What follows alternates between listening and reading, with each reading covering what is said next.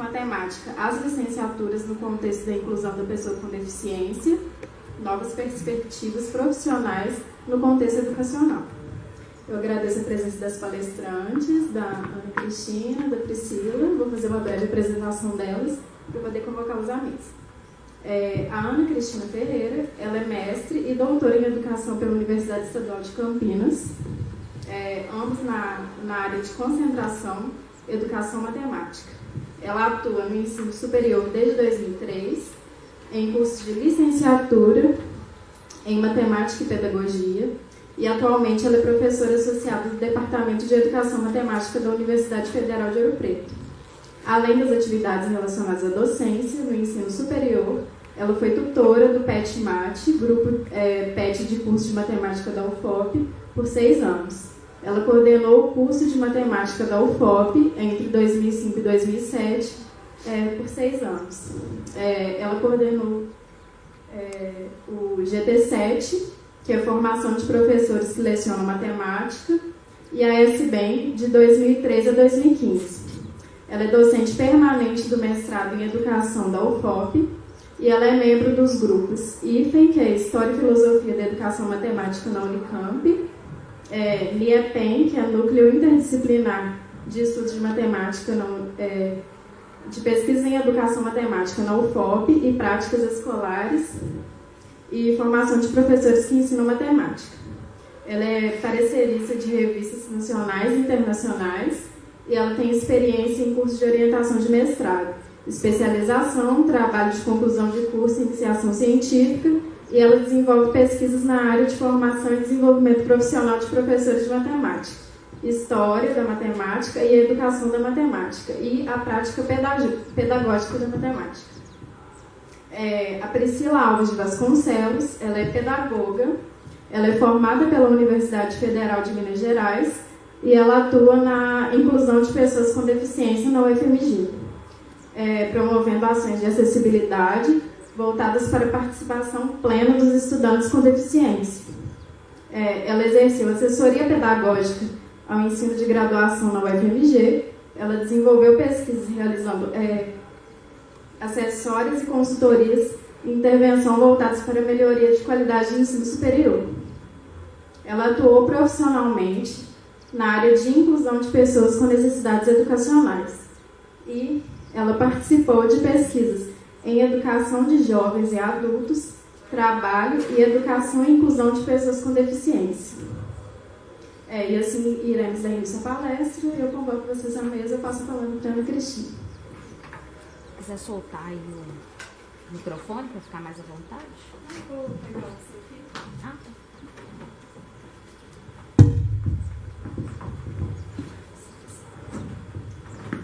Boa tarde a todos e todas. Muito obrigada por estarem aqui hoje conosco.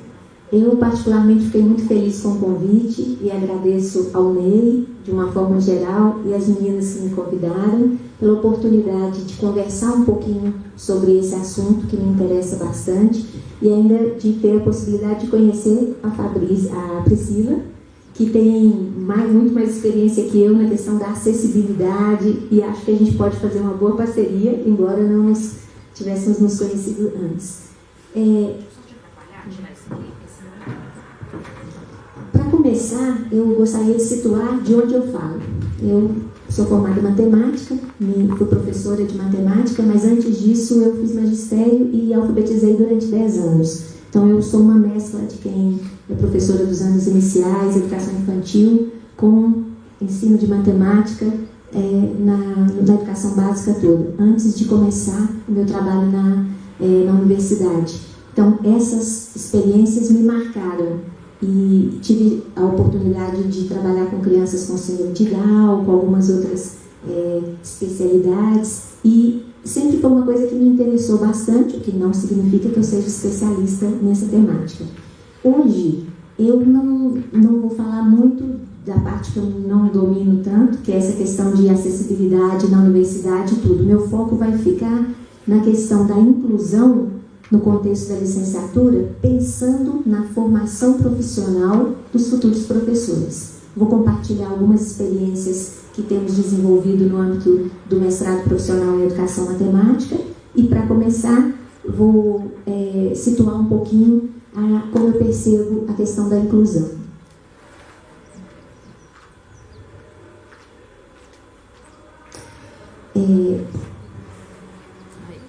Uma coisa importante é a gente pensar nessa noção que está presente em vários documentos, em muitas propagandas, campanhas e outras formas de atuação presentes nas instituições, mas que nem sempre tem o mesmo significado ou o mesmo sentido. Então, é importante esclarecer isso um pouco. Eu quero situar um pouquinho a questão da inclusão na agenda da ONU, de 2015 a 2030, o que entendemos por inclusão, falar um pouquinho sobre isso na perspectiva que eu venho adotando e, no final, apresentar situar algumas experiências que a gente tem realizado, porque eu acho que isso pode contribuir, mesmo que vocês sejam de outras áreas da licenciatura, uma ideia pode ser adaptada, vocês podem aproveitar de alguma maneira. Se a gente pegar a agenda da ONU, os objetivos, 17 objetivos de desenvolvimento sustentável, a gente vai ver que o objetivo 4, assegurar a educação inclusiva, equitativa e de qualidade, bem como promover oportunidades de aprendizagem ao longo da vida para todos. Esse está diretamente ligado ao tema que nós estamos debatendo hoje, mas a maioria dos 17 objetivos passa pela inclusão. Eu separei outros 2. Reduzir a desigualdade dentro dos países e entre eles é uma questão de inclusão. Reduzir a igualdade para incluir as pessoas em situações distintas das que elas estão, dando mais oportunidades, que é o objetivo 10. E o objetivo 16, promover sociedades pacíficas e inclusivas, acesso à justiça para todos e instituições eficazes, responsáveis e inclusivas. É o que a gente sempre precisa, mas eu diria que atualmente mais do que nunca. Então, está presente até nessa agenda da ONU, e eu situei só 3 objetivos, mas nós vamos encontrar em vários outros dos objetivos a menção à inclusão. Mas o que significa inclusão? Algo que nós convivemos muito, que muitas vezes denominamos inclusão, é na verdade uma integração. As escolas começaram a receber crianças que antes ficavam em instituições especializadas, mas na verdade isso representou uma cadeira ou uma carteira a mais na sala de aula. Não necessariamente uma inclusão dentro do sistema de uma forma plena. E uma autora com a qual eu concordo muito e que me inspirou muito desde as primeiras leituras foi a Maria Teresa Egler-Mantoan, que tem uma perspectiva que me lembro das primeiras leituras que me causaram uma impressão forte, que é falava, nossa, ela quer mudar tudo.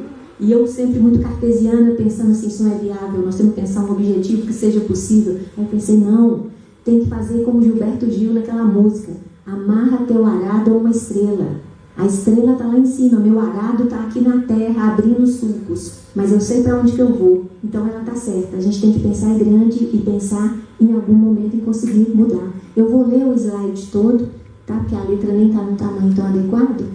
Para Mantoan, embora integração e inclusão possuam significados semelhantes, são empregados para expressar situações de inserção diferentes e se fundamentam em posicionamentos teórico-metodológicos divergentes. Então, se olhar no dicionário, nós podemos até achar que eles são bem próximos, mas na prática, eles são usados para designar situações bem diferentes. O processo de integração ocorre dentro de uma estrutura educacional que oferece ao aluno a oportunidade de transitar no sistema regular, no sistema escolar, da classe regular ao ensino especial, em todos os seus tipos de atendimento. Escolas especiais, classes especiais em escolas comuns, ensino itinerante, salas de recursos, classes hospitalares, ensino domiciliar e outros. Trata-se de uma concepção de inserção parcial, porque o sistema prevê serviços educacionais segregados. Então, abriu-se um espaço para aquela pessoa nas diversas instituições que realizam alguma forma de educação, de escolarização. Mas a integração escolar pode ser entendida como o especial na educação. Então a gente traz o especial para dentro da educação, ou seja, a justaposição do ensino especial ao regular. Coloca junto. E muitas vezes usando isso como forma de baratear custos, de reduzir gastos, ocasionando um inchaço dessa modalidade pelo deslocamento de profissionais, recursos, métodos e técnicas da educação especial às escolas regulares. Em suma, a escola não muda como um todo. Os alunos é que têm que mudar para se adaptarem às suas exigências. Então, hoje, eu diria que na grande maioria dos casos, na melhor das hipóteses, o que a gente encontra é uma integração. Quanto à inclusão, esta questiona não somente as políticas e a organização da educação especial e da regular, mas também o próprio conceito de integração. Ela é incompatível com a integração, pois prevê a inserção escolar de forma radical, completa e sistemática. Todos os alunos, sem exceção, devem frequentar as salas de aula do ensino regular. Claro, teríamos que ler o restante do texto para vocês entenderem o que ela propõe para o ensino regular. O que eu acho radical na fala da Mantoan é: nós não estamos mais discutindo se vamos incluir na escola um aluno que tem algum tipo de deficiência, um aluno... Não, nós vamos pensar agora em incluir todos e todas. Porque todos nós somos diferentes, todos nós possuímos nossas próprias particularidades e nossas próprias dificuldades. E se tem uma coisa que eu aprendi um pouquinho desenvolvendo trabalhos de ensino de matemática para alunos cegos, para alunos surdos, é que geralmente é mais fácil construir um material e criar um espaço de aprendizagem para alunos com esses tipos de deficiência que eu acompanhei um pouquinho aprenderem matemática do que resolver a situação que nós estamos encontrando nas escolas aqui de Ouro Preto, e que a gente não se trata de inclusão, porque eles não têm nenhuma deficiência, mas uma criança de 10 anos que é abandonada na BR, a mãe diz: a partir de agora você não é meu filho, não sou sua mãe, toma seu rumo que eu tomo o meu. O menino vai parar na Casa Lar de Belo Horizonte, termina numa Casa Lar aqui em Ouro Preto, 6º ano. Tudo isso já aconteceu antes de um menino completar 11 para 12 anos. E ele na aula de matemática. Eu e a minha orientanda de mestrado tivemos muito mais dificuldade de criar situações que permitissem incluir essa criança nas aulas de matemática do que outras questões que nós enfrentamos. Então, a inclusão é muito mais ampla, ela precisa ser muito mais radical, na verdade. Enquanto a integração procura inserir um aluno ou um grupo de alunos que já foi anteriormente excluído, a inclusão, ao contrário, se propõe a não deixar ninguém no exterior do ensino regular desde o começo da vida escolar.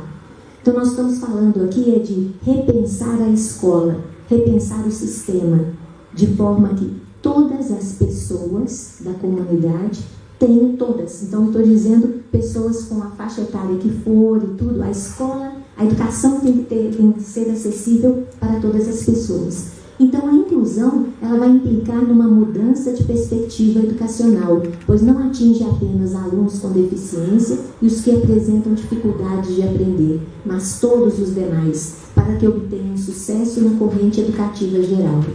Os alunos com deficiência constituem uma grande preocupação para os educadores inclusivos. Todos sabemos, porém, que a maioria dos que fracassam na escola são alunos que não vêm do ensino especial, mas que possivelmente acabarão nele. Eu ouvi, dentro de um projeto de extensão que eu comecei a desenvolver agora, vou trabalhar direto com uma diretora, uma escola de um distrito, na qual nós temos um 9º ano, que é o final da escolaridade naquele distrito, que tem que procurar a escola do estado para fazer o ensino médio, na qual boa parte dos 8 alunos, tem uma turma separada de 9º ano, que não está completamente alfabetizada. 9º ano. Nós vamos terminar... Então, de que nós estamos falando aqui? Isso, para mim, é inclusão. Cadê o direito à educação desse grupo? E tem meninos que já têm 15 anos, 16 anos, estão no 9º ano. Alguns aspectos a serem repensados nessa noção de inclusão escolar. A própria estrutura escolar. A gente tem que sair da Idade Média, começar a pensar que a estrutura pode ser diferenciada, que a gente pode ter calendário, grades curriculares, programas de ensino diferenciados. E nisso a gente vai ter que entrar numa discussão que eu não vou fazer aqui hoje, senão eu já roubei meus minutinhos aqui com as minhas interferências comigo mesmo, não vai dar para a gente aprofundar, mas algo para a gente, todo mundo tomar nota e pensar. Identidade versus diferença. Como a gente lida com essas questões? O que é parecido comigo é o normal, o regular, e o que é diferente é o especial, o que precisa ser incluído. Então, são coisas para pensar. Para fechar essa parte, falando do que é inclusão, eu queria citar a metáfora que a Mantoan traz, que eu acho linda. A metáfora da inclusão é o caleidoscópio. Essa imagem foi bem descrita pelas palavras de uma de suas grandes defensoras, Marcia Forrest. O caleidoscópio precisa de todos os pedaços que o compõem. Quando se retiram pedaços dele, o desenho se torna menos complexo, menos rico. As crianças se desenvolvem, aprendem e evoluem melhor em um ambiente rico e variado. É disso que se trata. Numa mudança radical em termos do ensino, da escola como nós pensamos hoje, a escola vai ser um pedaço da sociedade que reflete essa sociedade. Portanto, se a diferença existe na sociedade, ela tem que existir dentro da escola, e que a gente aprenda a conviver em harmonia com a diferença e tirando proveito, nos enriquecendo pela troca que pode haver. Eu vejo que essa é a direção que nós precisamos seguir. Por vários motivos, não é só para incluir as pessoas que hoje estão excluídas, não. É para nos incluir numa forma de vida mais tolerante, mais respeitosa, com a gente, com o planeta, com tudo. Então, tem muita coisa interligada. Agora, venho trazer um pouco da área na qual eu atuo, que é a educação matemática inclusiva, tenho feito algumas coisas. Vou mencionar algumas experiências. Eu sei que eu trouxe mais do que o tempo vai ser possível. Na hora que me avisarem, eu encerro. E se a gente tiver um tempinho, depois comento outras coisas. Começou para mim em se foi 2011 que ela defendeu, 2 anos antes, 2009, recebo uma orientanda que queria trabalhar com alunos com TDAH. A gente começa a analisar o caso de Santa Luzia, onde os alunos, as escolas recebem, me permitam falar de uma forma mais rude, as escolas recebem por cabeça. E uma cabeça com laudo vale 2 vezes. Então, nós começamos a observar alunos que recebiam um laudo de TDAH com 2 ou 3 consultas de alguns minutos com os médicos. E nós duas, nem eu nem a Rosana, somos psicólogas, mas começamos a estudar. Então, nós entramos no material DSM, que é um dicionário médico, no qual os transtornos e todas as condições são descritas, e começamos a estudar o que define o transtorno de déficit de atenção e hiperatividade, que é o TDAH. E aí nós percebemos que não era viável, em tão poucos minutos e encontros, você diagnosticar uma criança com TDAH. Ela precisa, no mínimo, manter um padrão e não um único ambiente. E se você fala só com os pais, você sabe direitinho como ela funciona na escola e outros ambientes? Se você fala só com os professores, você sabe bem caracterizar o comportamento dessa criança fora? Ou seja, nós começamos um trabalho com 6 crianças diagnosticadas com TDAH, algumas medicadas, outras com orientação para medicação, mas os pais eventualmente davam ou não, porque tem uma mudança forte no comportamento da criança e tudo. E ao final, nós duas, com um olhar que não era de psicóloga, chegamos na nossa avaliação, no máximo uma das 6 crianças poderia ter um traço de TDAH. As demais a gente achava que era simplesmente uma certa incompatibilidade do sistema educacional e falta de preparo para lidar com questões. Nós observamos coisas na sala de aula. Você tem um laudo? Começa a ser assim, tudo que acontece por aqui é você, não é? Fez bagunça. A minha orientanda, me lembro de uma cena que ela observando as aulas, e ela viu que o menininho que tinha, um dos que tinha o laudo de TDAH, tinha trazido o livro e estava fazendo as coisas. O colega do lado não tinha, e ele colocou o livro perto para os dois trabalharem. A professora viu e xingou, porque todo mundo tinha que estar com o livro na carteira. Quem que ela xingou? É óbvio que era o menininho que era o portador do laudo, que esqueceu o livro, e não foi. O menino ficou tão aborrecido que ele se levantou e saiu batendo em um por um da fileira dele até chegar lá na frente. E que a professora chegou, fez alguma coisa. E ela começou a observar coisas que acontecem na sala de aula. Não estou fazendo julgamento sobre a professora ou isso ou aquilo, não. Situações acontecem. Quem de nós for perfeito e nunca fez algo que se equivocou, que às vezes nem percebeu, que diga. Mas nós começamos a perceber que Essas crianças precisavam de atenção, instruções um pouco mais claras, não várias instruções ao mesmo tempo. Começamos a pegar uma série de pequenos detalhes que faziam a diferença no processo, combinados. E aqui tem algumas atividades, desde dinâmica de grupos, que ela realizava e que foi muito interessante porque ela morava na mesma comunidade da escola. Então, muitas vezes ela pegava o carro e ia passando e recolhendo os meninos, que foi um trabalho extra-classe durante um tempo.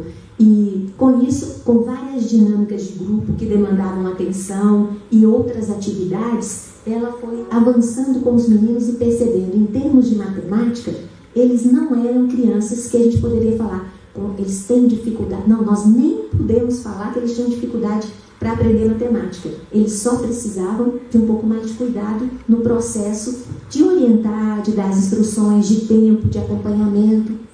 Depois, logo em seguida, eu recebo a Maíra. Maíra vem para trabalhar comigo e falou: Ana, eu quero trabalhar com alunos cegos. Eu quero trabalhar com ensino de geometria. Ela é professora do Colégio Militar em Belo Horizonte. Só que a gente decidiu fazer um trabalho um pouco diferente e fomos desenvolver o trabalho no Instituto São Rafael, em Belo Horizonte. Porque qual que era a nossa ideia? Aprender com os meninos. Então nós criávamos propostas para ensinar geometria para crianças de 11 e 12 anos, porque era a turma que tinha mais alunos, e pedíamos o apoio dos alunos do São Rafael para nos ajudarem. Por exemplo, a gente descobriu que muitas propostas falam para você usar barbante para fazer formas geométricas. Não foi isso que a gente aprendeu com os meninos. O barbante deforma e não fica aquela forma certinha que a gente vai trabalhar em geometria. Para retas, então, segmentos e tudo, macarrão.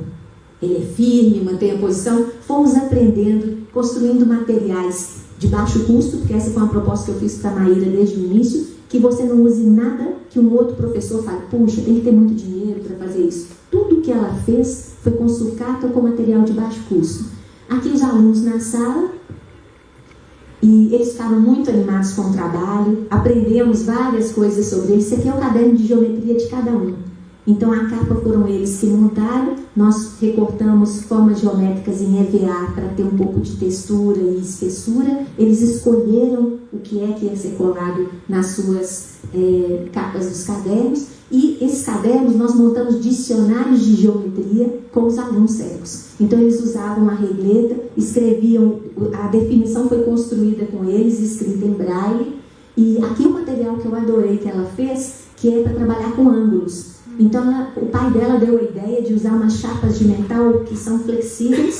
Ela fez um acabamento com fita adesiva dupla mesmo, para que não tivesse perigo de cortar a mão nem nada. E a nossa ideia era trabalhar de maneira geral com a ideia de abertura, de região entre dois planos. Os alunos começaram por conta própria a fazer adição e subtração de ângulos, quando eles colocavam um dentro do outro, falavam, uai, então se eu tiver um de 30 com um de 60, eu tenho um ângulo de 90 graus? E a gente percebendo, e eles com um entusiasmo muito grande, e nós coletando materiais. Então, aqui são só alguns exemplos. Os meninos representando alguns ângulos, aberturas, né? Regiões entre dois canudinhos de um lado, e em braille embaixo o registro desses ângulos. E nós fizemos uma adaptação de um transferidor, porque a nossa ideia é, o que está previsto para o 6º ano de geometria? Vamos trabalhar com os meninos, que capacidade eles têm. Falta é a gente ter criatividade, começar. E algo que eu aprendi foi, não sei como é que vai fazer ainda não, mas me dá um tempo. A gente vai pensando e começa por algum lugar, pesquisa um pouco, e muitas vezes é possível criar alternativas interessantes. Aqui outros materiais, porque nós começamos a trabalhar com formas tridimensionais e fizemos um concurso de embalagem. Então eles receberam de papelão para ser mais grosso, mais fácil, de formas geométricas. E a gente falou, olha, ela levou um perfume que tinha um formato todo diferente, todo mundo pegou e falou, agora eu quero ver qual vai ser a embalagem mais... Tinha alguns critérios, mas a embalagem tinha que ser atraente, interessante, mas econômica e algumas outras coisas. Levou um convidado para avaliar, aí nós aprendemos uma coisa também que foi, como outras crianças, mas naquele grupo foi mais forte, todos queriam ser o primeiro lugar e teve gente que ficou muito ofendida quando a sua embalagem não foi escolhida. Aí foi uma aprendizagem para nós, que também a gente precisa cuidar de situações que geram, porque todo mundo precisa aprender a lidar com isso, né? E foi uma coisa bacana. Aqui ela trabalhando com os alunos, as embalagens, Agora, uma outra coisa que eu gostaria de comentar, não sei como é que está meu tempo ainda. Tá bem?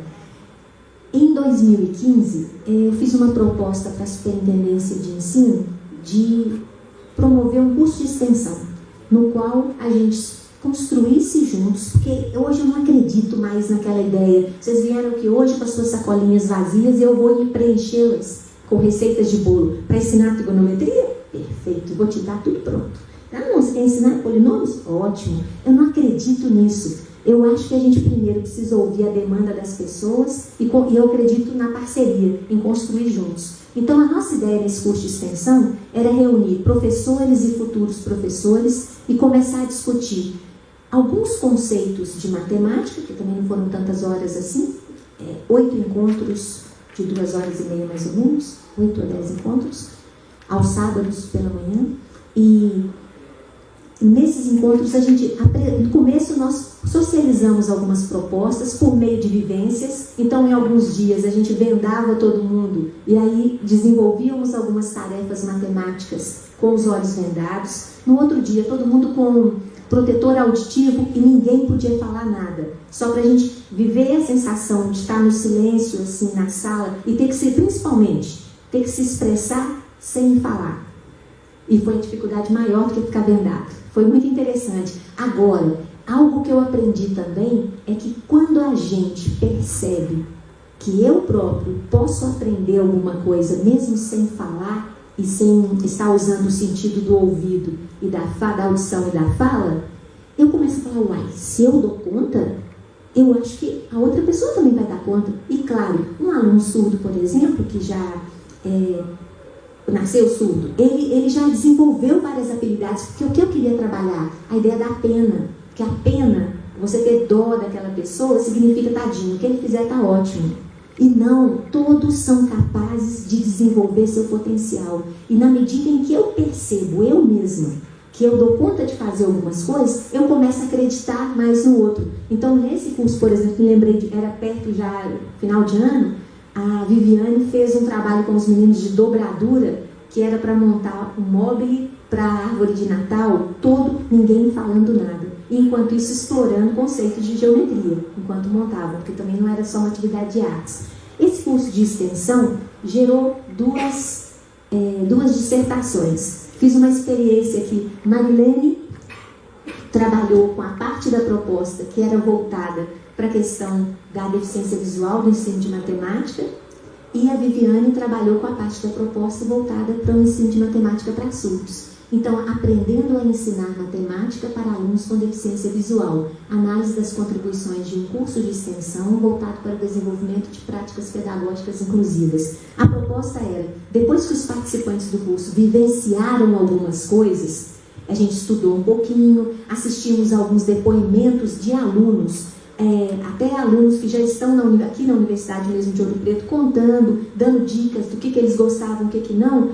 Todos os participantes tinham que bolar alguma coisa, criar uma proposta, um material, e o final do curso foi a socialização das propostas criadas por eles. No caso, algumas imagens, aqui é uma régua, aqueles tracinhos vermelhos que vocês estão vendo, é com lixa. Então ficava fácil para a pessoa perceber um pouquinho que o que a gente queria. Nós estamos trabalhando com geometria, por exemplo, nesse caso. Nós queremos medir determinada coisa. Então tem essa ideia.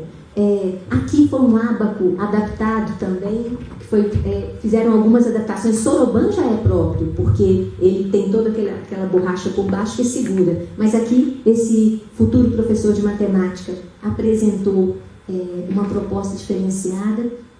E na segunda dissertação, que foi realizada pela Viviane Cristiane Costa, Saberes Docentes e Educação Matemática Inclusiva, investigando o potencial de um curso de extensão voltado para o ensino de matemática para surdos. Aí foi a mesma coisa. Ela também analisou o potencial do trabalho com essas experiências vivenciadas aí. Nesse momento, eu estou começando uma orientação que vai num sentido um pouquinho diferente. Aqui eu quis destacar para vocês algumas experiências com cegos, surdos, TDAH, mas eu acho que a gente tem que ousar, e apareceu uma orientanda que já tinha uma certa trajetória de leituras muito maior do que eu, porque eu vou orientando na medida do que eu posso, sendo uma interlocutora, mas respeitando muito o lado daquela outra pessoa que também está construindo. A Marina está querendo trabalhar com a noção de coeducação, com a questão de gênero e a questão do sexismo presente na linguagem e tudo. E nós estamos começando a construir propostas como promover o respeito à diversidade, que o respeito à diversidade pode resumir uma série dessas outras coisas que eu falei nas aulas de matemática em tarefas matemáticas. Porque ela começou a colecionar atividades extraídas de tarefas de questões do Enem, livros didáticos e outros tipos de materiais de ampla circulação, nos quais, aparentemente, o problema preveu uma única resposta, mas você pede para formar casais a partir de tantos homens e tantas mulheres, como se isso tivesse uma única resposta.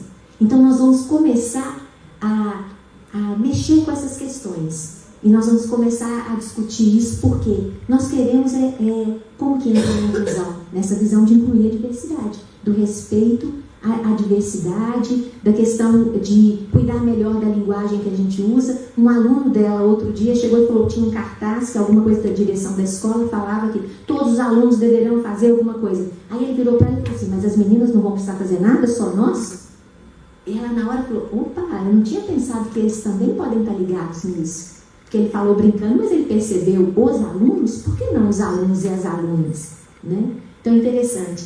Agora, caminhando para fechar, cada prática docente é social e culturalmente situada. Ou seja, nós podemos compartilhar ideias, mas cada prática é única, porque ela está num contexto com um determinado grupo, situado histórica e culturalmente. Então, cada prática vai representar uma amálgama de forças internas e externas. Porém, a reflexão acerca da própria intencionalidade enquanto profissional responsável pela organização do ambiente de aprendizagem, aliada ao estudo e à troca de experiências, pode se constituir como uma mola propulsora, no sentido de tanto crescer profissionalmente, quanto desenvolver ações pedagógicas cada vez mais significativas para os envolvidos e consistentes. Essa aí é a minha ideia atual de pensar toda a prática educacional, toda a prática docente, toda a prática pedagógica é única. É claro que ela tem ao mesmo tempo a sua especificidade e aquilo que faz com que ela pertença a um conjunto de práticas sociais que se assemelham. Mas isso significa, nós temos que respeitar também o docente que está realizando essa prática, os seus saberes, a sua competência, e não pensar na formação, agora eu já fui para a formação continuada, como aquela que desconsidera os saberes construídos na prática, porque eu da universidade com certeza sei mais que vocês e eu vim aqui para ensinar hoje. Para capacitar quem não está capacitado, para treinar quem não está treinado, para qualificar quem está desqualificado. Então nós estamos precisando começar a respeitar e a valorizar os saberes que cada profissional constrói no âmbito do seu espaço de trabalho, começar a construir essa identidade docente aqui dentro da universidade, em cada curso de licenciatura, porque ser professor não é saber um pouquinho daquele assunto e aí você pode ser advogada, perfeito, escreve muito bem, pode dar aula de português. Matemática, sim, na época de crise, engenheiro da aula. Afinal de contas, ele fez quantos cálculos? Então, a identidade dessa profissão é, sabe, ensina? Sabe o suficiente para ensinar? Não. É uma identidade forte de alguém que é um profissional responsável pela organização de um ambiente de aprendizagem. Isso não significa só saber 1 mais 1, eu já posso ensinar 1 mais 1. Eu tenho que entender quem são os alunos, como pensam, suas dificuldades, em que comunidade eu estou inserida. Então, aqui eu quero falar também de incluir o docente, incluir o professor como um profissional que merece respeito, que merece ser considerado nos seus processos e que pode e se desenvolve profissionalmente por meio do estudo, da troca com os pares, do contato com futuros professores também, como naquela proposta, que foi uma experiência bem interessante. Cada um de nós, cada uma de nós, do lugar que ocupamos como professor, estudante, gestor, pode começar a pensar, planejar e a construir uma prática docente que inclua verdadeiramente todos os alunos e todas as alunas. Cada um de nós pode fazer a diferença. É nisso que eu acredito hoje. Não numa mudança radical, como eu desejaria, mas um passo de cada vez, rumo àquela estrela, que a gente amarrou o arado nela. Por onde começar? Fazendo o que a gente está fazendo aqui hoje, trocando ideias, conhecendo experiências e propostas, estudando. Porque não existe profissão nenhuma que a gente pode desenvolver de forma séria, de forma profissional, se a gente não estiver sintonizado com o estudo, com aquilo que a gente pode aprender. Criando, individual e coletivamente, tarefas de matemática, história, geografia, da área que você for, que possam contribuir para a melhoria do ensino. Aqui tem as referências, podemos compartilhar depois se vocês quiserem. E é isso que eu desejo para nós. Que nós todos, nós todas, nos demos as mãos, deixemos de lado um pouco as divergências que às vezes nos separam, nos dividem e fazem com que a gente não trabalhe em prol de um país melhor, de uma educação melhor, de um povo mais educado e com mais condições de tomar boas decisões acerca da sua própria história. Tá? Muito obrigada.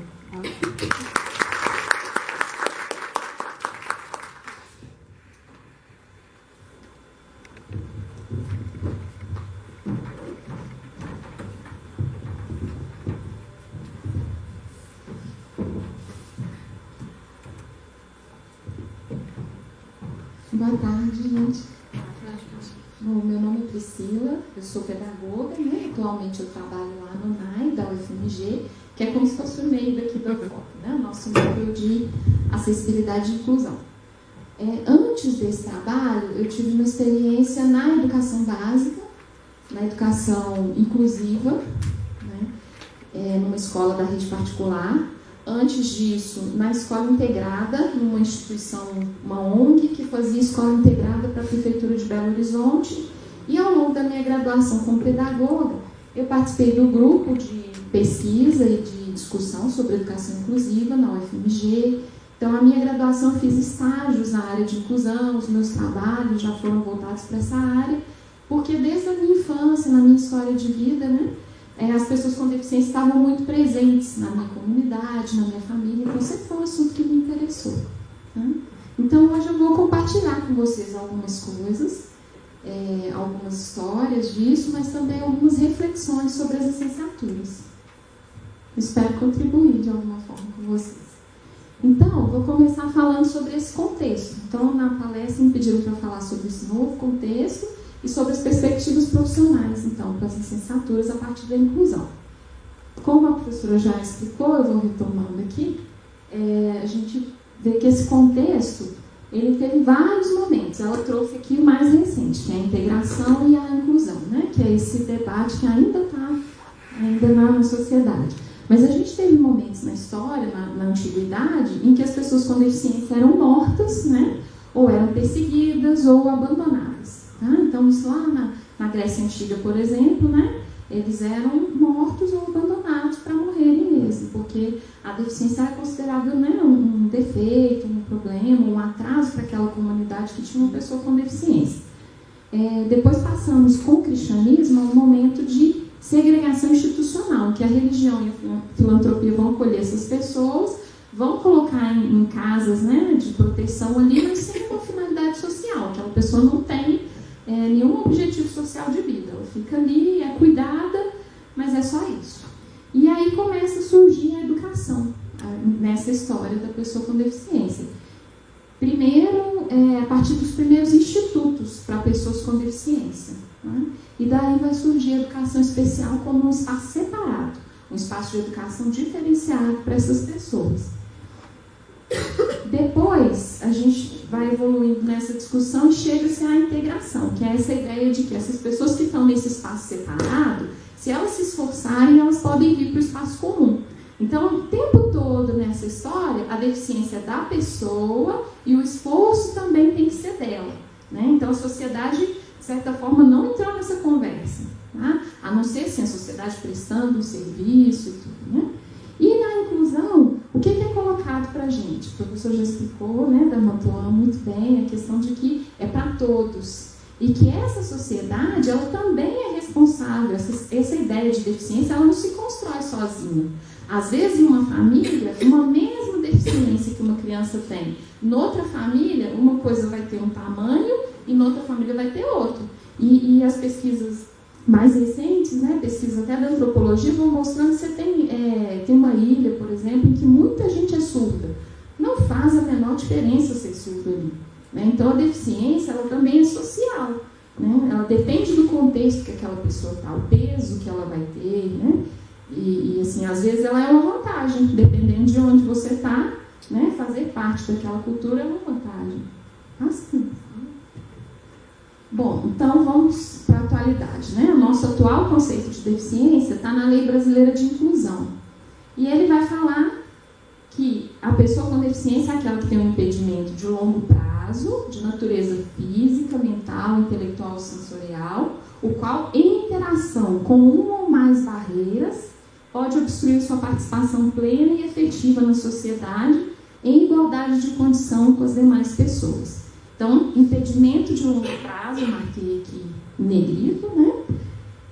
Então, como uma condição mais ou menos permanente, em interação com uma ou mais barreiras. Então, essa ideia de que a sociedade também causa deficiência ou contribui, né, de alguma forma, então surgiu esse conceito de barreira, de que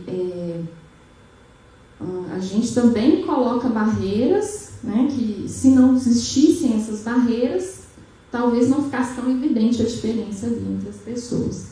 E a ideia de participação plena e efetiva, em igualdade de condições, né? Então, a gente hoje trabalha muito no sentido de remover essas barreiras e dar oportunidades iguais.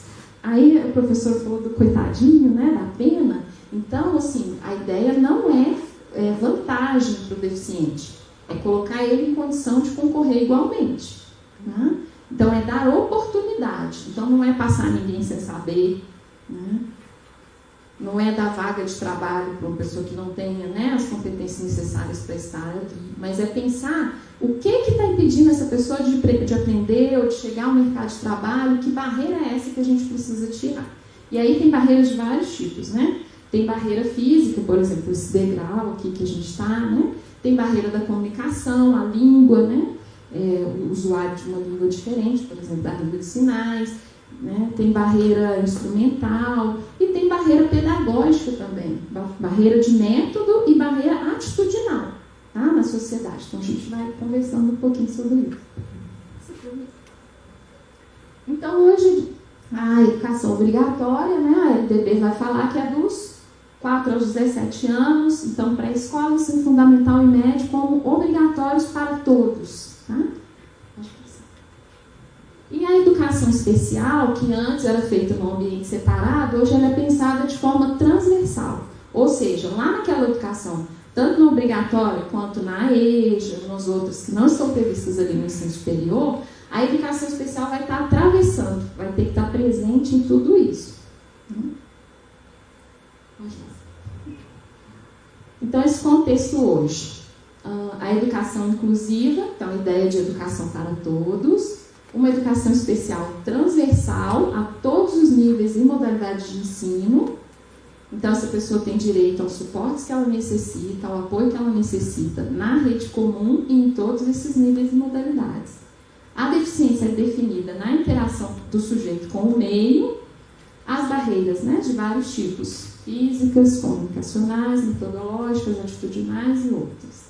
E a busca de equidade, igualdade de oportunidades de participação. Então, esse é o contexto que está colocado para a gente na legislação, mas que na prática a gente ainda leva um tempo para chegar ali. Então, a gente ainda convive, né, com as outras ideias anteriores ali, que a gente colocou de segregação, de exclusão, tudo, mas nosso objetivo é esse aqui. Bom, então, para as licenciaturas, qual que é esse cenário que se coloca? Nós temos hoje pessoas com vários tipos de deficiência e vários níveis de demanda de apoio ingressando nas escolas, né? Então, a gente tem pessoas com deficiência física, visual, auditiva, intelectual e com vários níveis de demanda de apoio. Então, quando eu falo assim da deficiência visual, todo mundo às vezes pensa logo no cego, mas às vezes não, às vezes é só a baixa visão ou é a visão de um olho só que, né, vai demandar menos apoios, mas também demanda apoios. Na deficiência auditiva, a gente tem a surdez, né, que são os usuários de Libras, Mas a gente tem aqueles que às vezes têm uma surdez profunda e que preferem não usar a língua de sinais. E a gente tem que lidar com isso no contexto da escola também. Né? A perda auditiva mais leve. E também uma demanda que a gente chama de demanda de apoio generalizado, que às vezes aquelas deficiências múltiplas, um exemplo tem bastante, a paralisia cerebral, que às vezes vai afetar as questões físicas e as questões também do aprendizado. Então é um aluno que demanda apoio para as atividades de vida diária dele, para se alimentar, para ir ao banheiro, e estão na escola comum. Também a questão de novos trabalhadores na escola. Então, para lidar com isso, foram criando-se novas funções na escola. E hoje está bem variado, porque cada rede de ensino ela tem um perfil de trabalho. Então, na rede estadual, na rede municipal, né, na rede privada, são vários formatos de trabalho, mas com esses novos trabalhadores. Então, a gente tem profissional de apoio escolar, que geralmente fica mais com essa questão do cuidado, o intérprete, o professor de educação especial, e uma criação de novos espaços também, como a sala de recursos, né? Que em outras escolas vão ter outros nomes também, mas em geral é o espaço de recursos diferenciados dentro da escola e do professor de educação especial. Também novos parceiros na escola, né? Então, profissionais de saúde, centros de apoio de referência, prestadores de serviço, entidades de apoio à pessoa com deficiência. Então, a escola começa também a conversar com outras pessoas e com as escolas especiais, né, também, para pensar sua metodologia. Então, fica um desafio para a licenciatura, né, nesse novo cenário, porque está tudo mudando, né, com esse monte de informação nova.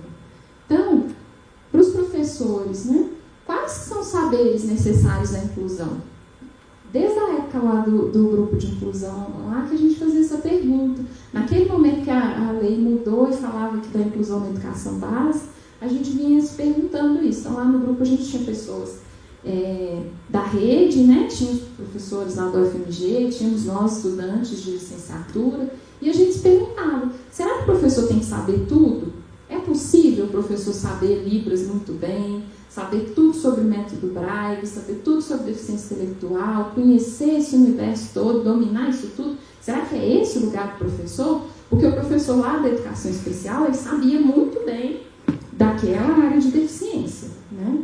Então, será que é trazer isso para a escola comum e o professor vai ter que dar conta disso? Eu acho que não cabe, né? Acho que o professor já lida, né, como o professor Cristina colocou, com uma diversidade grande dentro da sala de aula, né, com demandas culturais, sociais, e ele não consegue abarcar esse saber todo que é necessário. Então, qual que é o papel desse professor na escola inclusiva? Onde que o professor constrói esses saberes necessários à inclusão? E a proposta que a gente traz, que a gente trabalha com ela hoje, lá na UFMG, no grupo de inclusão, a gente atende também as escolas de educação básica. Então, no nosso trabalho, a gente trabalha com a ideia da licenciatura como uma ferramenta para se pensar o fazer pedagógico. Está muito próximo disso que a professora falou, da intencionalidade do professor, né? Como que foi o final? Não vou saber de cor, tem que voltar. Sim. Tem a intencionalidade da prática do ensino. Sim. E desse professor como organizador do ambiente de aprendizagem.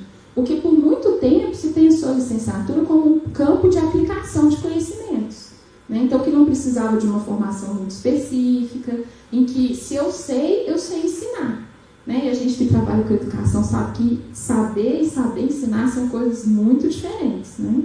Então, a gente pensa essa licenciatura como um espaço de construção de conhecimento. Então, quando a professora traz, né, exemplos de pessoas que estão no estágio ou num curso de especialização, que estão construindo novas ferramentas, é nesse sentido que a gente está pensando. Tá? Para a inclusão também. Né?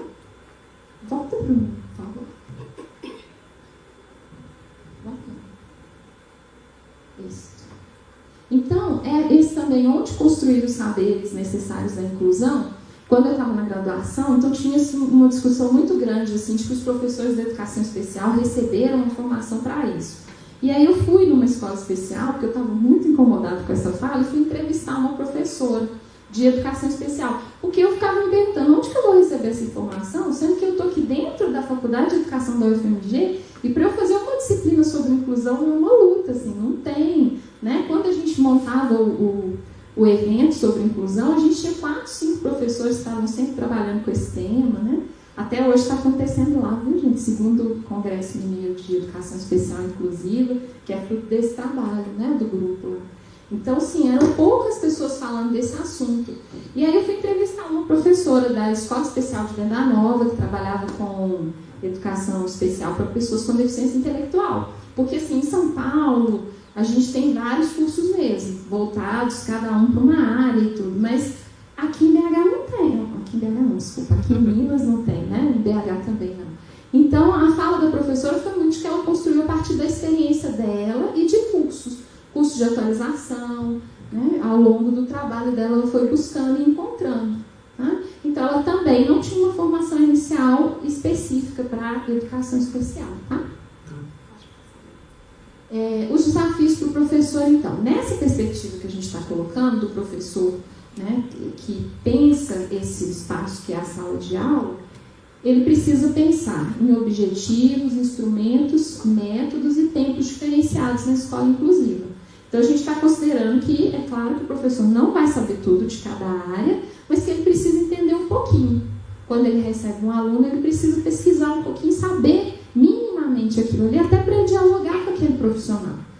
Lá no NAI, a gente trabalha com intérprete de Libras, né? E as pessoas têm uma ideia assim, de que o intérprete vai chegar e vai traduzir a aula e pronto, aquilo resolve o problema. E o que os próprios intérpretes estão falando é que no contexto educacional não funciona assim. Né? Ele precisa entender o que o professor quer com aquela aula e o professor precisa entender um pouquinho o que é uma tradução ou uma interpretação em língua de sinais.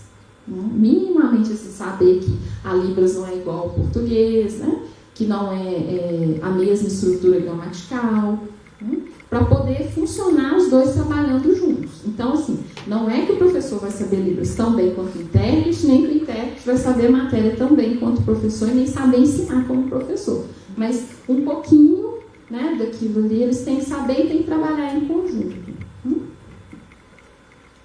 Conciliar os objetivos específicos de sua área de atuação com a capacidade do aluno. Então, as licenciaturas, cada uma tem a sua área, né, de ensino mais específica. Então, muitas vezes a gente tem visto o aluno de inclusão ficando a cargo exclusivamente do acompanhante, né, ou do monitor, ou o que nome, né, tenha na rede, ele deixado ali como se aquela área de saber não fosse objetivo para ele. Né? Os pais de alunos reclamam muito da escola inclusiva no sentido de que os alunos vão ali para brincar, para não fazer nada o dia inteiro, que eles estão sendo cuidados, que eles estão convivendo, que eles estão ganhando uma socialização sim, mas que no aprendizado mesmo eles não estão vendo avanços. Então é o papel do professor pensar como que ele trabalha esse objetivo de ensino da área dele, né, de acordo com a capacidade do aluno. Também não vale pensar que o aluno tem que dar conta daquele nível, né? Principalmente para a deficiência intelectual, né? Que o aluno tem que dar conta daquilo que está proposto para a idade dele, que se ele não dá, ele fica de fora. Né? A acessibilidade instrumental, metodológica, né? Comunicacional, atitudinal. Então, também é papel do professor trabalhar nisso e, junto, claro, com as outras pessoas que estão ali envolvidas, pensar como que o aluno vai ter acesso àquele conteúdo. Então, lá na deficiência visual, como é que ele vai ter acesso aos mapas, né, na parte matemática, os exemplos que a professora trouxe, né? E também a parte atitudinal. Como é que os colegas estão lidando com esse outro colega em sala de aula? Bom, então, o tempo, né, individual e o tempo coletivo. A gente está trabalhando lá na UFMG, no Centro Pedagógico da UFMG, com uma equipe grande, envolvendo várias pessoas, e tem professor de educação especial. E foi interessante a fala de uma professora, assim, de que ela também não sabia como trabalhar na escola inclusiva, porque ela estava acostumada a trabalhar na escola especial né? A partir do ponto de vista daquele aluno, pensar a atividade para aquele aluno. Então, quando a gente chama assim, o psicólogo, a terapeuta ocupacional, a fonoaudióloga para conversa, eles vêm com um olhar sobre aquele indivíduo. E às vezes eles vão fazer propostas que o professor fica assim, nossa, isso não cabe. Como é que eu vou fazer isso na sala de aula? E por outro lado, o professor olha para a turma e às vezes esquece das questões individuais daquele aluno. Então, o trabalho que nós estamos fazendo é sentar todo mundo e pensar como que nós vamos articular esse tempo individual do aluno com esse tempo coletivo. A referência que a gente usa é Vygotsky. Para ele, a deficiência, o desenvolvimento psicológico das pessoas com deficiência, ela vai seguir os mesmos marcos. Então, o aluno que está aprendendo a ler, ele vai passar pelos mesmos estágios, né?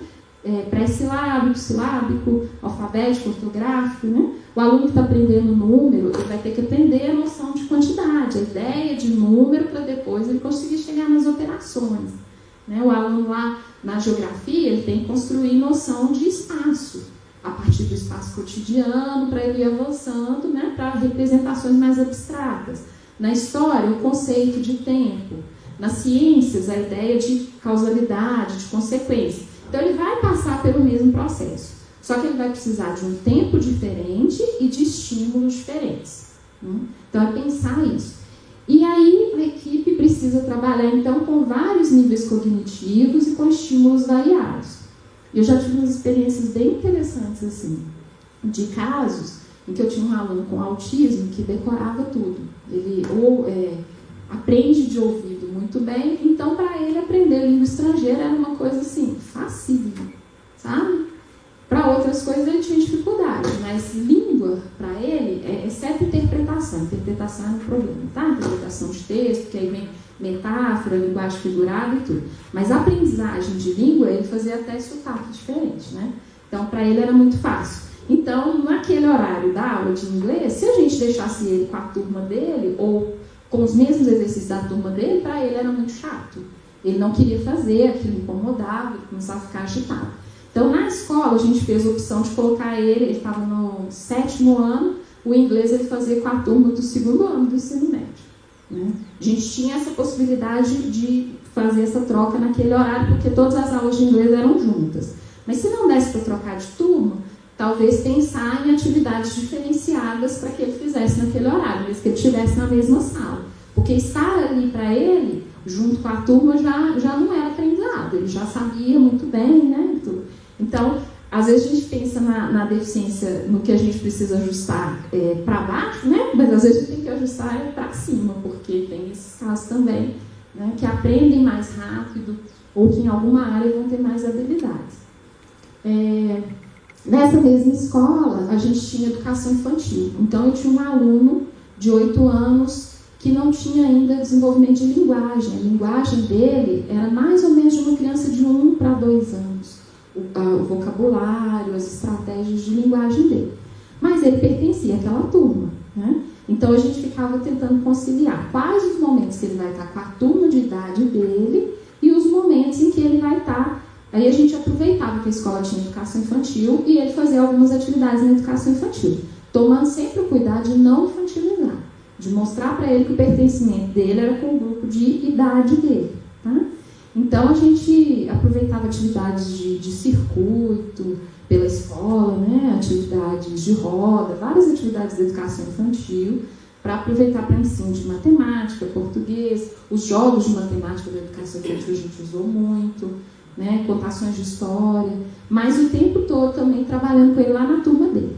Então, no momento em que se tinha um projeto, eles trabalharam, por exemplo, com um projeto sobre o Egito. Os meninos escolheram e iam pesquisar sobre o Egito. No momento que era uma contação de história, um filme, uma atividade mais ampla, que ele conseguisse participar bem, ele estava participando.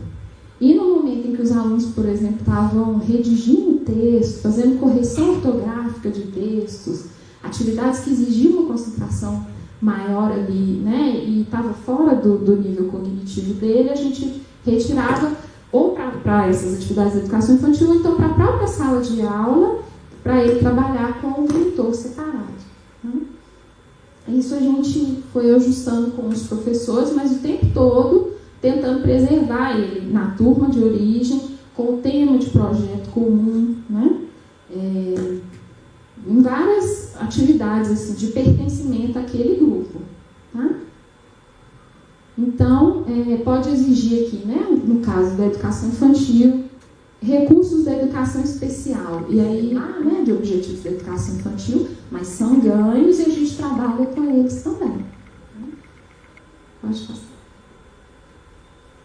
Então, a gente precisa pensar também quando é que a gente está diferenciando, porque é necessário diferenciar, porque é preciso, né, de acordo com as demandas daquela criança, e quando é que essa diferenciação ela vira uma discriminação ou uma exclusão.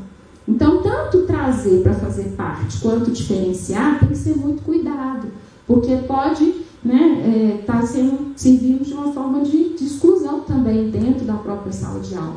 Quando eu quero obrigar a dar conta de uma coisa que a criança ainda não dá, né, ou quando ela é capaz, mas eu não estimulo, eu não acredito, né, não dou oportunidade também, é exclusão. Tá? Eu não vou conseguir falar tudo que eu trouxe, né?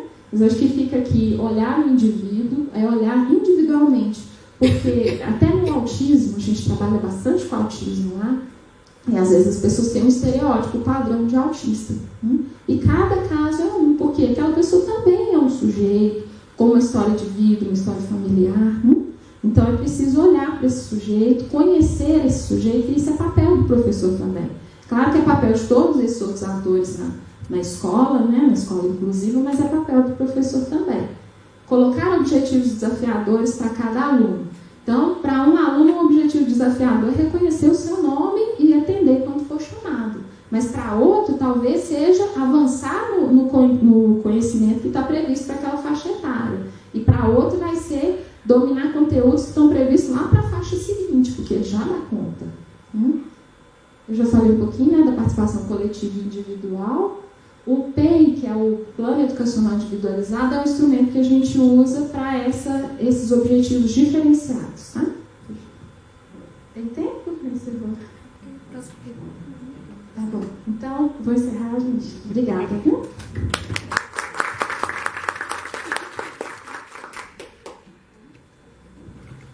Gente, a gente vai abrir espaço agora para esclarecimento de dúvidas. Alguém tem alguma pergunta? Ninguém? Ninguém. Ah. Então, primeiro eu gostaria de... Então, boa tarde a todos. Primeiro eu gostaria de agradecer. Eu acho que a fala da Ana Cristina e a fala da Priscila foram muito importantes para todo mundo que trabalha com educação, né? Seja no nível da sala de aula, seja no nível de formação de professores, como é o nosso caso. Então, são questões que a gente acha que a gente sabe, né? Mas quando a gente vai para o cotidiano, a gente vê como que a gente atropela isso cotidianamente, né? Então, eu realmente agradeço muito, eu acho que foi muito importante. É apenas uma questão que eu acho que eu gostaria de ressaltar na fala da Priscila, que é o seguinte: tem um lugar aí, Priscila, que você falou de estímulos adequados, não é isso? E aí eu fiquei me perguntando assim, estímulo não é muito behaviorismo, não, né? Fiquei pensando. Aí depois eu me peguei pensando como que a gente, na verdade, tem atitudes que não compreendem, não fazem uma empatia, como a Ana Cristina bem lembrou, das pessoas que têm essas condições, né? Então, para alguns casos são recursos, mas para outros casos são estímulos mesmo. Então, assim, isso me ajudou a ampliar um pouco mais essa compreensão, né? De não ter preconceito com algumas nomenclaturas, de não ficar preso, né? Uma pessoa que tem um posicionamento construtivista, por exemplo, ficou pensando, mas estímulo? Mas aí, então, eu entendi que são sutilezas muito contundentes, na verdade, mas que fazem toda a diferença na hora que a gente pensa. Então é isso, na verdade é mais um comentário, mas eu queria saber, Priscila, se eu pensei, se é mais ou menos essa lógica entre estímulo e recurso. Obrigada.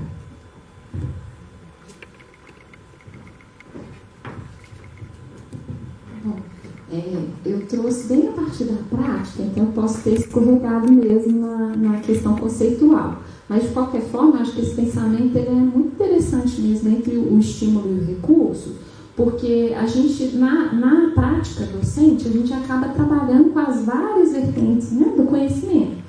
Eu, da minha escolha pessoal, eu gosto muito do construtivismo, tendo a trabalhar nele, mas é importante isso, da gente pensar que, às vezes, uma abordagem que é mais de uma área ou de outra, por exemplo, a ideia do estímulo, tem a ver com o behaviorismo e tudo, mas a gente tem recuperado ele muito, por exemplo, eu esqueci o nome agora, no TCC da psicologia,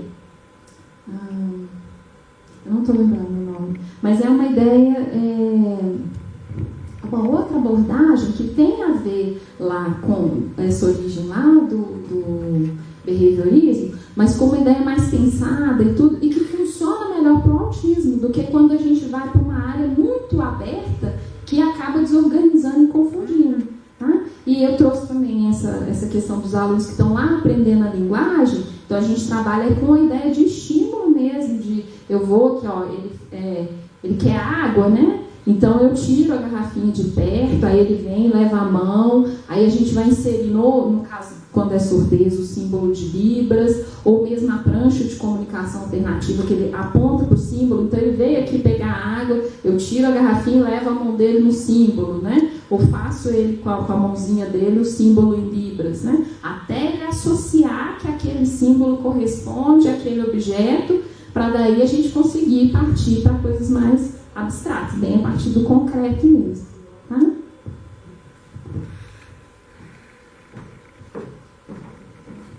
Mais alguém? Eu queria falar. Professora Ana Cristina, Priscila, primeiramente eu queria agradecer a fala de vocês, dizer que estou maravilhada, que eu já aprendi outras coisas também, a partir de outras perspectivas. Professora Ana Cristina, você trouxe a questão do ensino da matemática para pessoas com deficiência, né? E aqui tem algumas falas, principalmente, que a gente já ouviu, inclusive, dentro da universidade. Primeiro que a gente já sabe, um senso comum fala que matemática não é para todo mundo, né?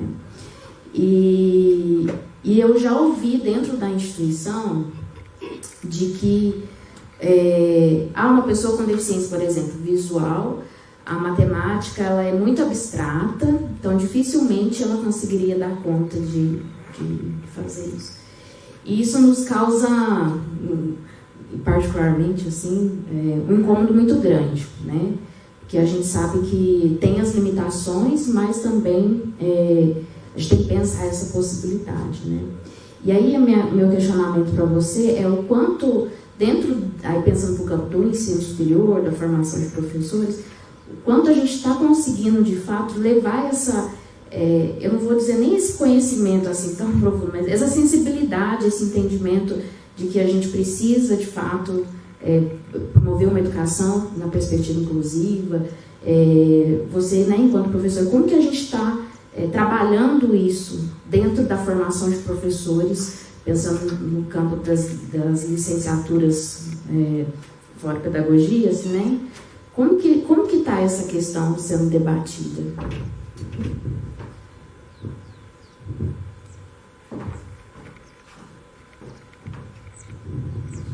Eu não vou saber dizer de forma precisa como que as diversas licenciaturas estão lidando com isso, porque nós estamos no final de um processo de atualização dos projetos pedagógicos, então eu acredito que as minhas informações são mais antigas, que quase não estamos lidando, ou lidando muito pouco. Eu acredito que nessa atualização, pelo fato de as diretrizes curriculares para a formação de professores de 2015 serem bem exigentes, graças a Deus, em relação a vários aspectos, acho que algumas mudanças, mesmo que seja por força da lei, devem ter sido incluídas em todas.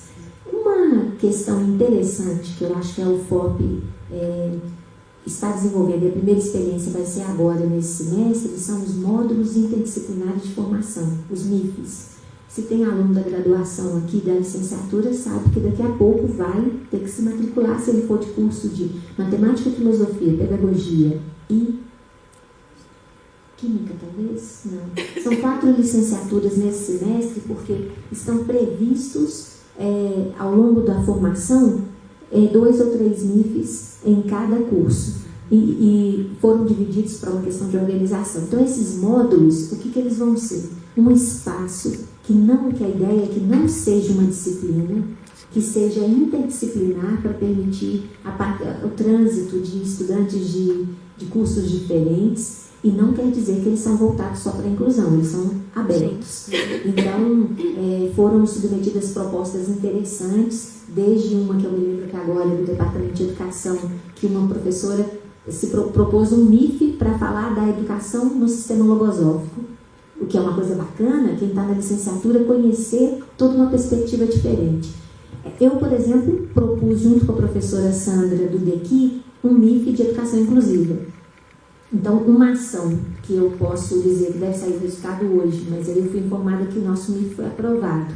Então, vai ser aberto esse módulo. E qual que é a nossa ideia? É um começo de conversa, porque o MIF são só 30 horas. Sim. E a ideia é começar a iniciar algumas discussões sobre inclusão com os alunos da licenciatura que quiserem participar, mas a maior parte do trabalho desse módulo vai ser na rua, porque a nossa ideia é ir para as escolas e começar a fazer um primeiro levantamento sobre como que os professores da nossa região aqui percebem a inclusão na escola.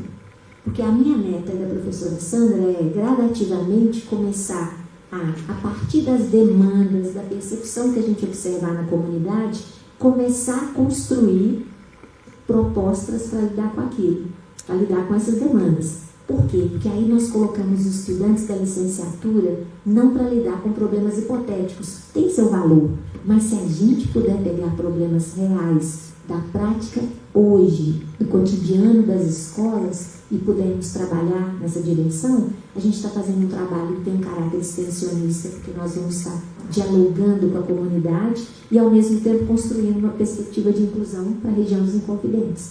Esse é um sonho um pouco amplo, mas essa é uma ação. Eu sei que alguns cursos têm disciplinas especificamente voltadas para a questão da inclusão. No caso da matemática, a gente tem uma eletiva que é prática de projetos de ensino, que as últimas vezes que foi ministrada numa perspectiva de inclusão, ou seja, os projetos de ensino desenvolvidos deveriam necessariamente contemplar ações que incluíssem alunos cegos ou surdos. Então, falei, assim, não tenho conhecimento tão geral, mas eu acredito que nós estamos num momento de inflexão agora, de inflexão mesmo, de curva, de virada para mudanças que devem chegar e que vamos ter que construir juntos esses caminhos.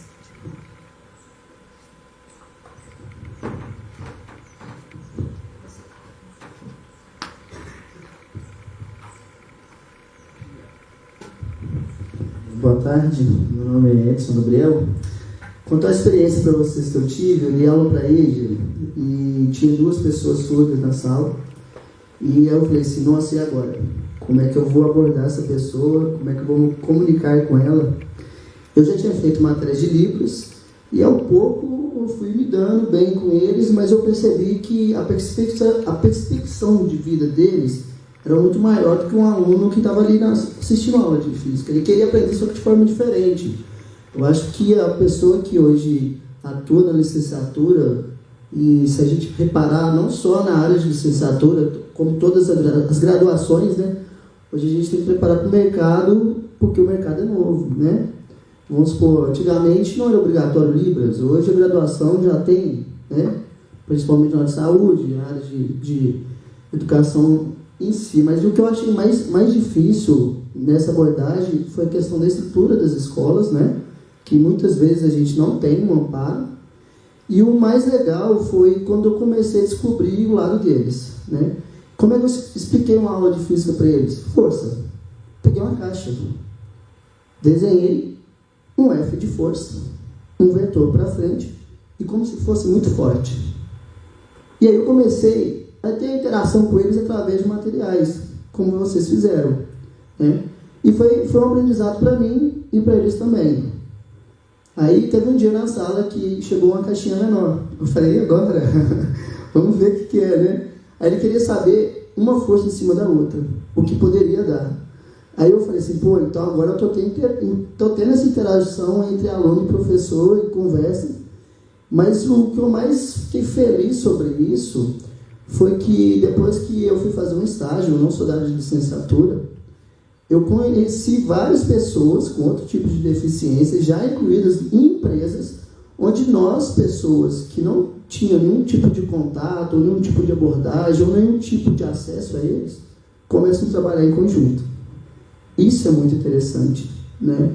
E aí eu peguei para fazer uma parte de um evento, eu sou da área das engenharias, onde tinha um rapazinho que ele foi contratado pela empresa como um terceirizado, só que ele tinha síndrome de Down e ele tirava fotos magníficas.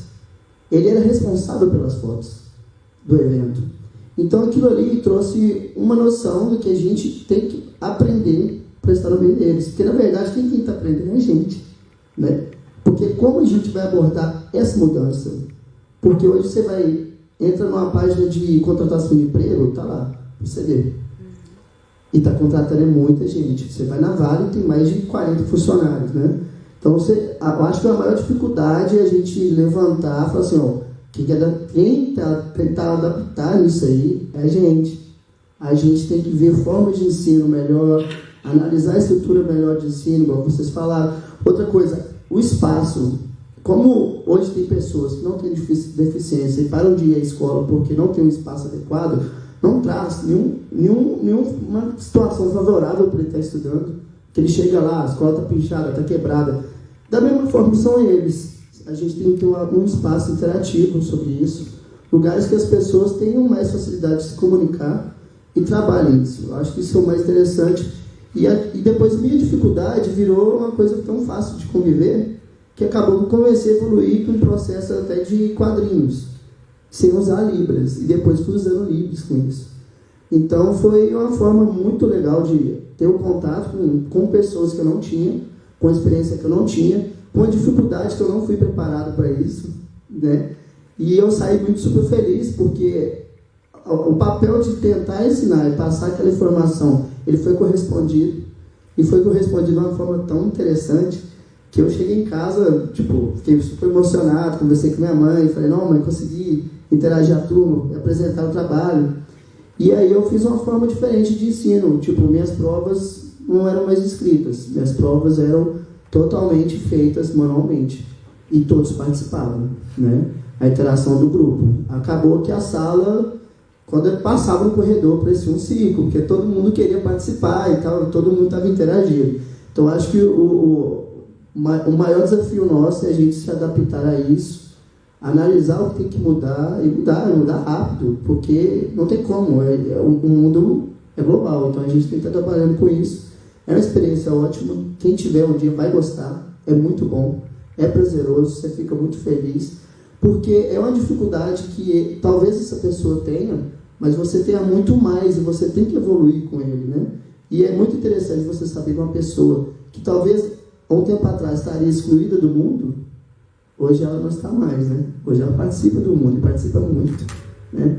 Então é só isso, um desabafo aí sobre isso. Eu não sou da área de licenciatura, mas vim com o maior prazer. Foi uma experiência muito boa para mim. Foi o primeiro contato que eu tive, que eu tirei uma carteira para começar a lecionar de noite.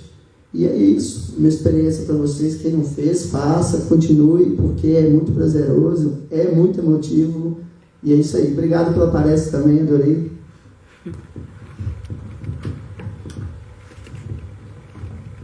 Mais alguém gostaria de fazer alguma pergunta? Eu queria só perguntar para o entendi. NIF é módulo disciplinar de formação. Mais alguém? Bom, então a gente dá por encerrada a palestra. Queria agradecer a todos vocês pela presença, a Ana Cristina, a Priscila, e a ficha de inscrição está aqui, para quem quiser assinar, já está aí, né? Eu posso, antes de encerrar oficialmente? Claro. Vocês não perguntam, eu vou perguntar. Um monte. Priscila, eu queria fazer um comentário, eu queria que você refletisse um pouco sobre isso. O colega ali comentou da questão do preparo, né? É uma das coisas que a gente mais ouve, né? E principalmente na universidade, que os professores não vêm dos cursos de licenciatura, né? Engenharia, né? Medicina, enfim, outros, essa questão do preparo. O pessoal da licenciatura já reclama muito, que é muito pouco, né? E aí eu fico pensando até quanto preparo, ter esse conhecimento, acho que o professor também pode colaborar, é tão diferencial assim, né? Por exemplo, eu entendo e sou a defensora da gente estudar, a gente precisa entender, mas eu acho que às vezes as pessoas se escondem um pouco atrás dessa fala, né? De falar, eu não tive preparo, então acabo deixando de lado. E aí tem uma outra fala que me incomoda muito, que eu tenho mais tantos alunos na sala, como que eu vou me dedicar, né, para aquele aluno? Então, eu estou prejudicando outros alunos. E aí, no exemplo que o colega colocou, né, ele fez a mesma atividade para todos, né, não precisou pensar em coisa, né, um para isso, outro para isso, outro para aquilo. Queria que vocês falassem um pouquinho sobre isso, assim, né, essa importância do conhecimento, mas também eu acredito que tem outros fatores, né?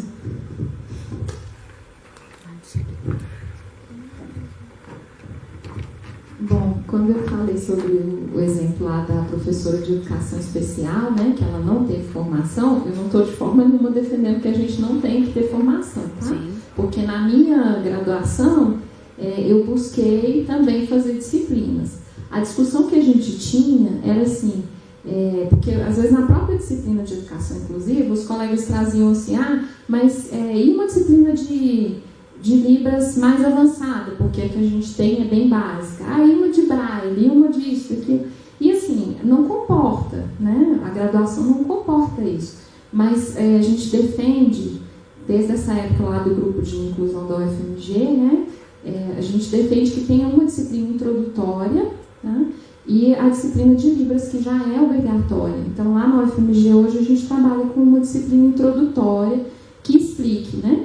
Um pouco disso que a gente trouxe, que a professora Cristina trouxe, dessa história da inclusão, o que é a inclusão, até para a pessoa saber, porque antes a gente chegava na sala de aula sem nem saber que a gente ia receber esse aluno. Então, que explique, que dê assim, noções mínimas, né, do que é cada área de deficiência, mas tem um trabalho que é de cada professor.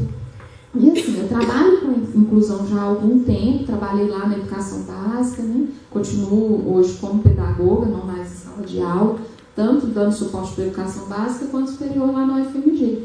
E cada dia aparece um caso, então tem hora que aparece umas síndromes assim que a gente nunca ouviu falar. E aí a gente vai correr atrás e estudar também sobre isso. Então esse trabalho de estar sempre se atualizando, ele chega também caso a caso, porque não adianta eu ter todo uma enorme quantidade de recursos, né?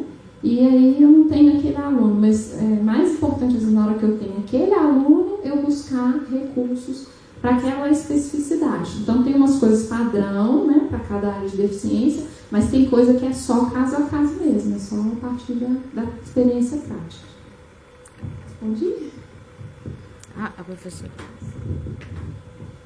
Eu vejo a questão em 3 aspectos. Um primeiro é a própria estrutura da licenciatura. A meu ver, o forte da licenciatura ainda não é formar o profissional professor. Nós ainda estamos com um modelo de licenciatura, somos um país ainda muito jovem em termos de educação. A primeira licenciatura em matemática foi de 1934 na USP, para chegar à primeira licenciatura em matemática, do primeiro curso de matemática, melhor dizendo, do Brasil. Então, nesse país continental, até chegar a se disseminar, ou seja, nós estamos engatinhando. Nosso modelo de formação ainda, por mais que as diretrizes tenham forçado algumas mudanças, obrigado a ter um número maior de horas de estágio e um número maior de horas de prática como componente curricular, a lógica por trás do modelo de formação ainda é aquela: estude o conhecimento específico, matemática, você estuda como se fosse para fazer engenharia ou qualquer outro curso que precisa dos cálculos básicos. Mas você está formando para ser professor. Nós estamos ainda, então, primeiro é o sistema. Nós precisamos começar a pensar em conhecimento específico do profissional.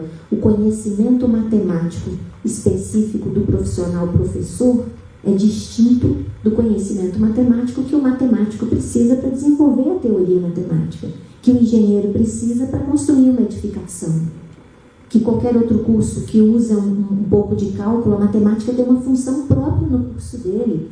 Só que eu passo a maior parte do tempo estudando, e aí apliquem nas áreas de vocês. O professor de história não é o historiador, ele tem que saber construir um tipo de conhecimento específico com os alunos. E nós passamos boa parte, não somos nós o FOP, somos nós, Formação de Professores Brasil e boa parte do mundo.